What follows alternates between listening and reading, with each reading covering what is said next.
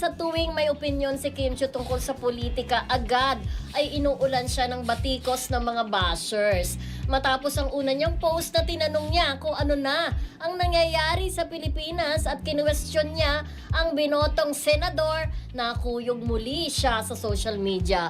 Hindi na nanahimik bagkus ay nangatwiran ng Chinita Princess sa pangalawa niyang post na anya ay nalulungkot siya na pinapatahimik siya. Parang gano'n. Yes. Alam naman natin si Chinita Princess, di ba?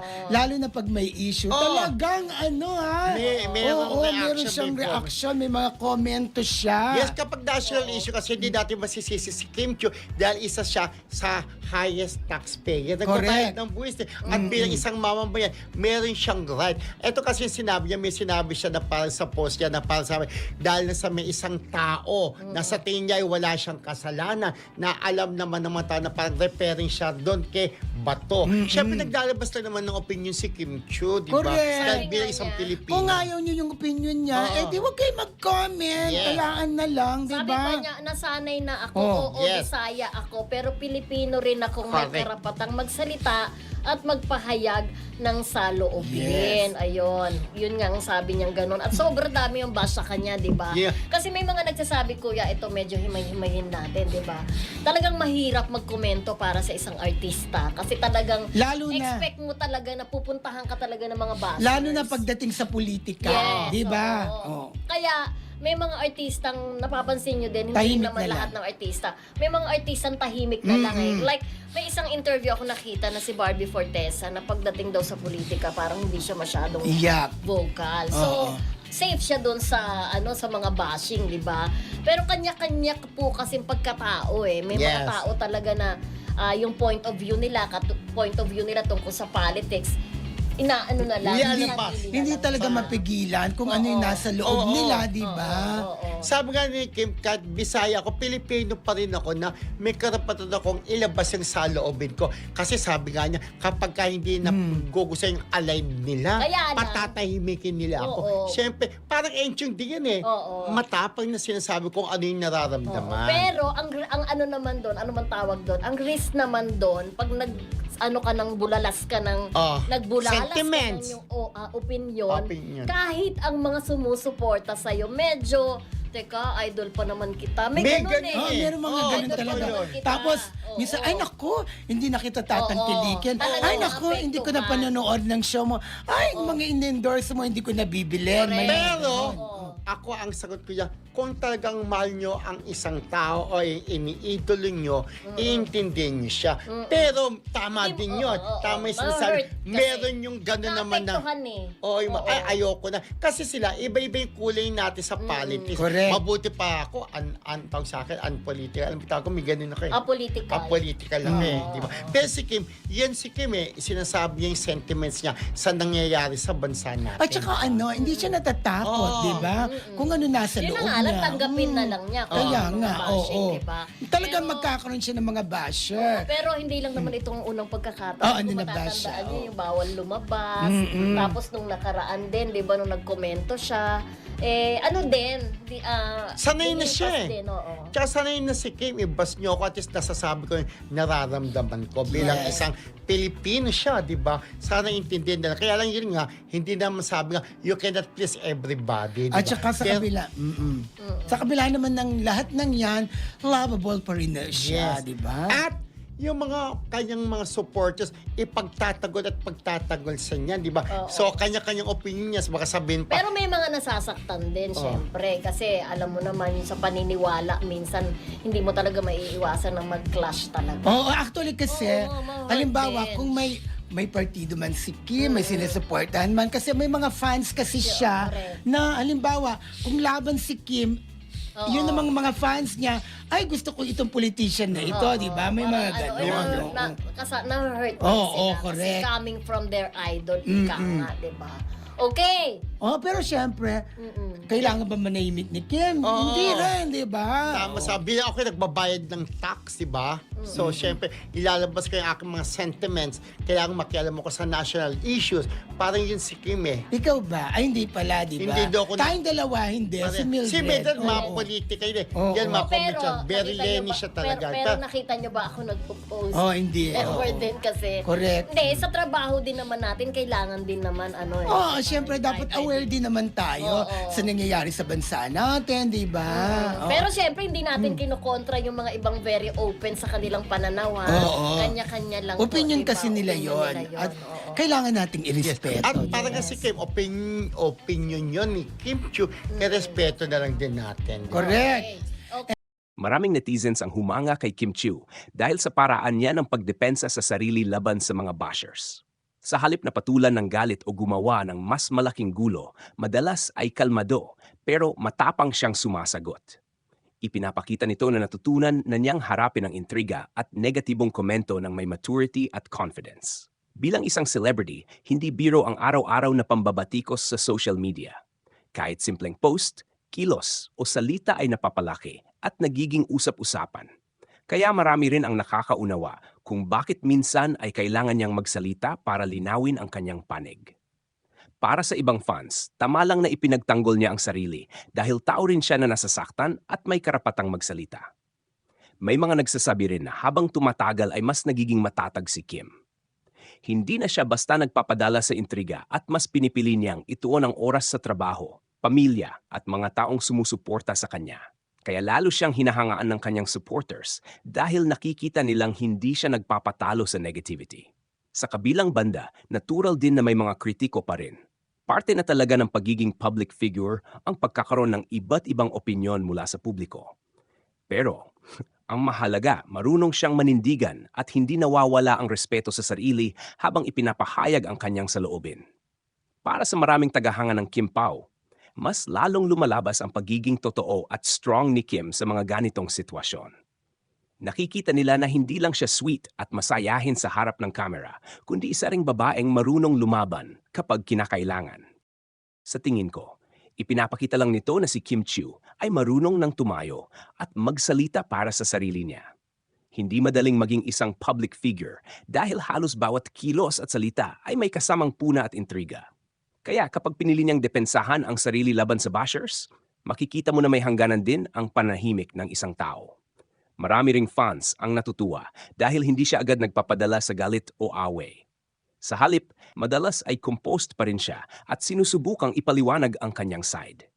Para sa iba, senyales ito ng maturity at pagiging mas matatag niya ngayon kumpara noon. Kitang-kita rin na mas maingat at mas confident na siya sa pagharap sa social media pressure. Sa totoo lang, normal lang na may bashers lalo na kapag sikat at laging nasa spotlight. Pero mahalaga rin na may lakas ng loob ang isang artista para ipagtanggol ang sarili kapag alam niyang mali na ang mga paratang o sobra na ang pambabatikos. Hindi ibig sabihin noon ay pumapatol siya. Minsan kailangan lang talaga niyang magsalita para malinaw ang kanyang panig. Para sa supporters ni na Kim Chiu at Paolo Avellino, mas lalo lang nitong pinapatunayan na strong personality si Kim. Nakikita nila na kahit maraming negatibong komento, tuloy pa rin siya sa trabaho, projects, at pagbibigay saya sa fans. At sa panahon ngayon, malaking bagay na rin iyong marunong kang manindigan ng hindi nawawala ang respeto sa sarili at sa ibang tao. Ang balitang pagdepensa ni Kim Chiu sa sarili laban sa mga bashers ay isang bagay na talagang pinag-uusapan ngayon ng maraming netizens at fans. Sa totoo lang, makikita rito kung gaano kahirap ang maging isang public figure sa panahon ng social media. Isang post, isang salita, o kahit simpleng gesture lamang ay pwedeng bigyan ng ibang kahulugan at maging dahilan ng matinding pambabatikos. Kaya hindi rin nakapagtataka kung bakit dumating sa punto na kinailangan niyang magsalita at linawin ang kanyang panig. Para sa akin, kahanga-hanga na sa kabila ng dami ng intriga at negatibong komento, nananatili pa ring kalmado si Kim sa karamihan ng kanyang mga sagot. Hindi siya yung tipong agad nagwawala o nakikipagsabayan sa toxic na away online. Mas pinipili niyang magsalita ng maayos at direkta.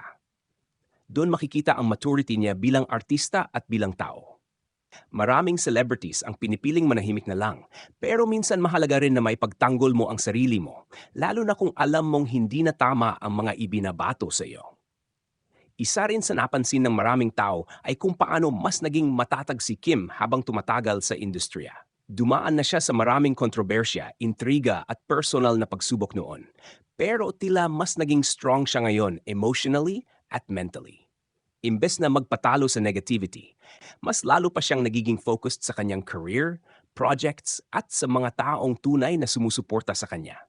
Kaya naman maraming fans ang lalong humahanga sa kanya dahil nakikita nilang hindi siya basta sumusuko o nagpapadala sa pressure. Hindi rin may kakaila na malaki ang naging suporta ng kanyang fandom at ng mga taong naniniwala sa kanya. Kapag may bashers, mas lalo ring lumalabas ang mga supporters na handang magdepensa at magbigay ng encouragement sa kanya. Sa panahon ngayon, malaking bagay para sa isang artista ang magkaroon ng solid na support system dahil sobrang bilis kumalat ng negativity online. At sa kaso ni Kim, malinaw na marami pa ring taong naniniwala sa kanyang kabutihan at pagiging genuine. Tungkol naman sa bashers, hindi na talaga mawawala iyan lalo na kapag sikat ka. Habang mas lumalaki ang pangalan ng isang celebrity, mas dumarami rin ang pumupuna at naghahanap ng mali. Pero minsan, nakakalimutan ng ibang tao na ang mga artista ay tao rin na may emosyon at napapagod din. Hindi porket sanay sila sa kamera at publiko ay wala na silang nararamdaman.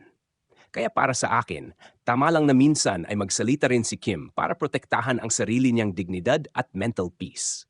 Marami rin ang nagsasabi na mas lumalabas ngayon ang pagiging independent at brave ni Kim. Hindi na siya basta natitinag sa intriga. Sa halip, ginagamit niya ang kanyang experience para mas maging matatag at inspirasyon sa ibang tao na dumaraan din sa pambabatikos at negativity. Sa isang paraan, relatable siya sa maraming tao dahil hindi lang naman celebrities ang nakakaranas ng judgment at criticism. Kahit ordinaryong tao ay nakakaranas din ito sa social media at totoong buhay.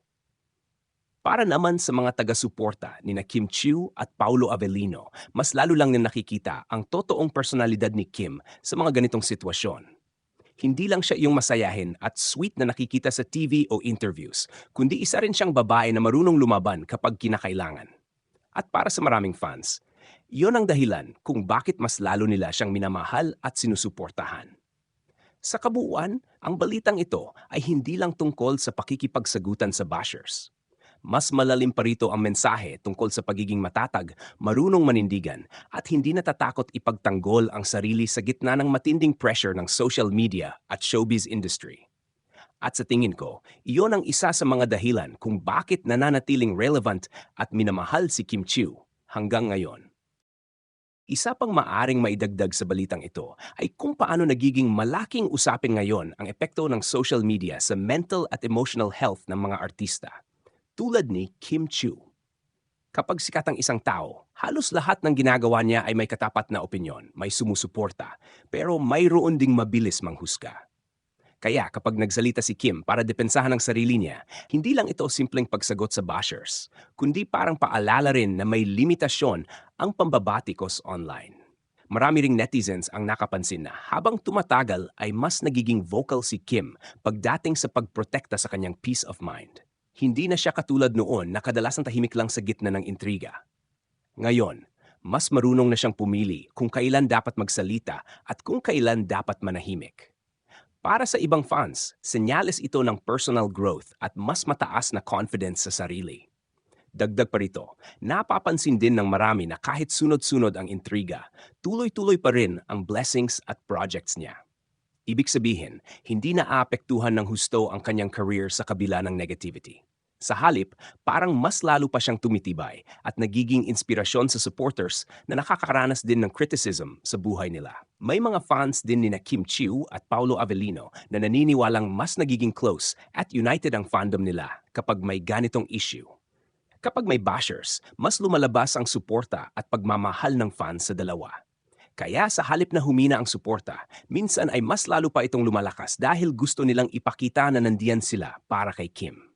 Isa rin sa magandang mapulot dito ay ang kahalagahan ng pagiging responsible sa social media. Hindi lahat ng komento ay dapat sabihin agad lalo na kung nakakasakit na ng ibang tao. Ang balitang ito ay nagsisilbi ring paalala na ang mga celebrities ay hindi lang basta entertainment figures. Mga totoong tao rin sila na may emosyon, pinagdaraanan at limitasyon. Sa kabuuan, ang sitwasyong ito ay mas nagpapakita ng pagiging matatag, professional at emotionally strong ni Kim Chiu. At para sa maraming tao, iyon ang dahilan kung bakit nananatili siyang isa sa mga pinaka-pinag-uusapan at suportadong artista sa industriya ngayon.